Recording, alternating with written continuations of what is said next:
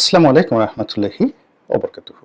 সম্মানিত দর্শক, অন্তর্বর্তীকালীন সরকারের প্রধান ডক্টর মোহাম্মদ ইউনূস, তার সঙ্গে বিএনপির ভারপ্রাপ্ত চেয়ারম্যান জনাব তারেক রহমান সাহেবের যে একান্ত বৈঠক, এই বৈঠকের সামান্য কিছু বক্তব্য সামনে এসেছে। আর ১.৫ ঘন্টা বৈঠকের প্রায় সবকিছুই এখনো পর্যন্ত অজ্ঞাত রয়েছে এবং বিষয়গুলো সম্ভবত স্পর্শকাতর, জরুরি এবং এই দুই শীর্ষ নেতার মধ্যে অনুষ্ঠিত বৈঠকের বিষয়ে উভয় নেতাই চাচ্ছেন বা এখন পর্যন্ত আশা করছেন যে তাদের সেই বক্তব্য প্রেসের সামনে না আসুক। তারা দুজন, অর্থাৎ ডক্টর মোহাম্মদ ইউনূস নিজে এবং জনাব তারেক রহমান সাহেব, তারা সরাসরি তাদের মধ্যকার যে বৈঠক, সেই বৈঠকের গোপন প্রকাশ্য কোনো বিষয় নিয়ে এখন পর্যন্ত মন্তব্য করেননি। আমরা যতটুকু জেনেছি সেটা হলো কিছু অডিও ফুটেজ, কিছু ভিডিও ফুটেজ।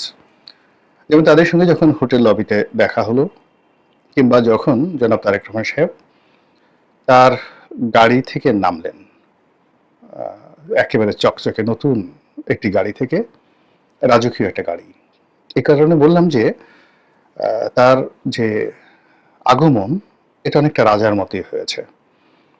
সেই গাড়ির সামনে পেছনে স্কট ছিল, অর্থাৎ দলীয় নেতাকর্মীদের, এবং সেই গাড়িগুলো যথেষ্ট দামি এবং ভালো গাড়ি ছিল। এবং জনাব তারেক রহমান সাহেব যে গাড়িটিতে এসেছেন, সেটি বর্তমান পৃথিবীতে যে গাড়িগুলো খুব আকর্ষণীয় গাড়ি, ল্যান্ড রোভার কোম্পানির ডিফেন্ডার। এটা অনেকটা স্পোর্টি মডেল এবং অবস্থা দৃষ্টে মনে হচ্ছে যে এটা বুলেট প্রুফ গাড়ি।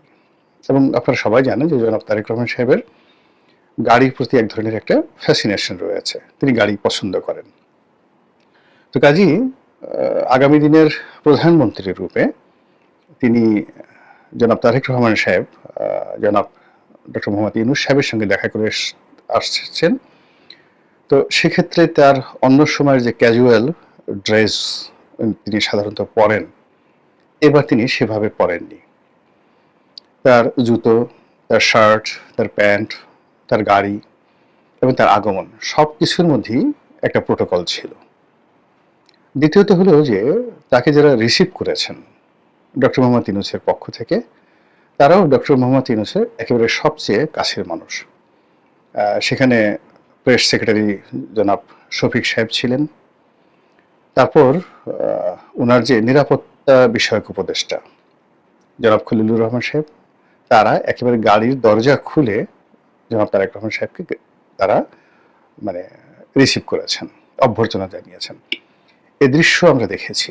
আবার জনাব তারেক রহমান সাহেব যখন হোটেল থেকে বের হয়ে গাড়িতে উঠেছেন, তখন আমরা তার এক্সপ্রেশন, তার হাত নাড়ানো, তার বডি ল্যাঙ্গুয়েজ আমরা দেখেছি। এর থেকে আমরা যা কিছু আন্দাজ করতে পারি, এটা হলো এই মুহূর্তে আমাদের যাকে বলা হয় মূলধন, আমরা যারা কন্টেন্ট তৈরি করছি। দ্বিতীয়ত, তিনি হোটেল লবি দিয়ে হেঁটে হেঁটে যখন ডক্টর মোহাম্মদ ইউনূসের একেবারে খাস কামরাতে গেলেন, তাদের মধ্যে শুভেচ্ছা বিনিময় হলো, সালাম বিনিময় হলো, করমর্দন হলো। তারা মুখোমুখি বসলেন এবং সামান্য কিছু বাক্যালাপ, যেমন সালাম দিলেন, শরীর কেমন, এই যাচ্ছে, আম্মা সালাম দিয়েছেন, এই বক্তব্যগুলো আমাদের সামনে এলো। আর প্রধান উপদেষ্টার প্রেস উইংস থেকে যে ছবি দেওয়া হয়েছে, সেখানে তাদের হাস্যোজ্জ্বল কতগুলো ছবি চলে এসেছে। এইগুলো ছাড়া মূলত আমাদের কাছে আসলে তেমন কোনো তথ্য এবং উপাত্ত নেই।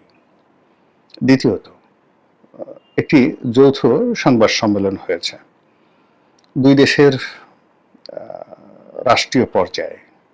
যেমন ধরুন, বাংলাদেশের রাষ্ট্রপতি বা প্রধানমন্ত্রী আমেরিকাতে গেলেন, আমেরিকার প্রধানমন্ত্রীর সঙ্গে তাদের একটা বৈঠক হলো, তারপরে দুই নেতা হোয়াইট হাউসের লনে দাঁড়িয়ে একটি সংবাদ সম্মেলন করলেন। ঠিক এইরকম না হলেও এটি আরো জাঁকজমকপূর্ণভাবে হয়েছে। অর্থাৎ এই দুই নেতা তারা প্রেসের সামনে না এসে তারা তাদের স্ব গন্তব্যে চলে গেছেন এবং এই দুই নেতার যে গুরুত্বপূর্ণ দুজন সঙ্গী, জনাব তারেক রহমান সাহেবের সঙ্গী আমির খসরু মাহমুদ চৌধুরী আর ডক্টর মোহাম্মদ ইউনূস সাহেবের যে সঙ্গী তিনি হলেন জনাব খলিলুর রহমান। তারা প্রেসের সামনে কিছু কথা বলেছেন, একেবারে সাদামাটা সাধারণ কিছু কথা, যেখান থেকে আমরা জানতে পেরেছি উভয় নেতা শর্ত সাপেক্ষে তারা 2026 সনের ফেব্রুয়ারি মাসে একটি নির্বাচন অনুষ্ঠানের ব্যাপারে মোটামুটি রাজি হয়েছেন। প্রস্তাবটি ছিল জনাব তারেক রহমান সাহেবের পক্ষে। ইট ওয়াজ এ হাম্বল সাবমিশন। তিনি মুরব্বীর কাছে খুব বিনয়ের সঙ্গে বলেছেন যে আমাদের দেশে যে রমজান, পবিত্র মাহে রমজান, এই রমজানকে কেন্দ্র করে মানুষের একটা ভাব গাম্ভীর্য, কর্মব্যস্ততা এবং অর্থনৈতিক লেনদেন থাকে, তার সঙ্গে সঙ্গে প্রকৃতি বিরূপ থাকে। কাজেই প্রধান উপদেষ্টা যে ঘোষণা দিয়েছেন এপ্রিল মাসে, ঠিক সেই সময়টাতে নির্বাচনটা আসলে আমাদের পুরো 18 কোটি মানুষের জন্য আনন্দদায়ক হবে না, স্বস্তিদায়ক হবে না। ভোটার উপস্থিতি কঠিন হয়ে যাবে এবং প্রকৃতিও এই সময়টিতে ভীষণ রকম বিরূপ থাকে। ডক্টর মোহাম্মদ ইউনূস এই দেশের মাটি মানুষ সম্পর্কে ওয়াকিফল, তিনি এই কথাতে দ্বিমত করতে পারেন না। তো তিনি বলছেন যে হ্যাঁ, আপনি ঠিকই বলেছেন। তো সেক্ষেত্রে তারেক রহমান সাহেবের একটা কাউন্টার প্রস্তাব ছিল, ফেব্রুয়ারি মাসে নির্বাচন করা যায় কিনা। ডক্টর মোহাম্মদ ইউনূস বলেছেন হ্যাঁ, করা যেতে পারে।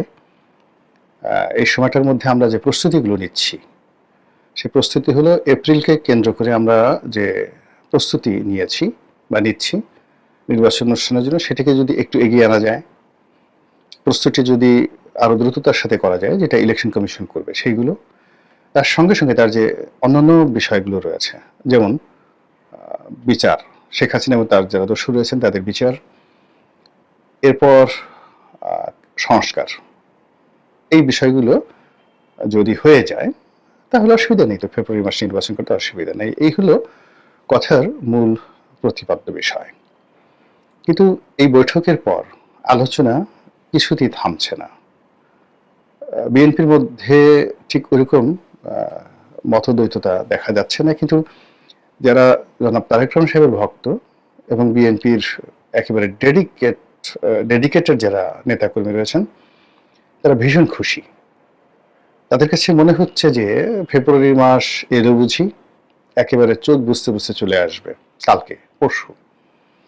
তারপর একটা নির্বাচন হবে, 70% বা 80% মানুষ নির্বাচনে অংশগ্রহণ করবে এবং বেশিরভাগ আসনে বিএনপি জয়ী হয়ে সরকার গঠন করবে এবং জনাব তারেক রহমান সাহেব আমাদের এই বাংলাদেশের মাটিতে পা দিবেন প্রধানমন্ত্রী রূপে। এই স্বপ্ন এখন বিএনপির যারা নেতাকর্মী তাদেরকে পেয়ে বসেছে। ফলে তারা ওই যে হোটেলে ঢোকার সময় তারেক রহমান সাহেবের হাঁটা, হাত নাড়ানো, তার যে পোশাক পরিচ্ছদ এবং তার গাড়ির বহর, সব মিলিয়ে সবকিছুর মধ্যে শহীদ প্রেসিডেন্ট জিয়াউর রহমানের রাজস্বিকতা তারা দেখতে পাচ্ছেন। আবার বিএনপির কিছু নেতাকর্মী আছেন সিনিয়র পর্যায়ে, তাদের মধ্যে অভিমান, চাপা অভিমান রয়ে গেছে যে এই বিষয়টা আমাদের সঙ্গে আরেকটু আলোচনা করলে ভালো হতো।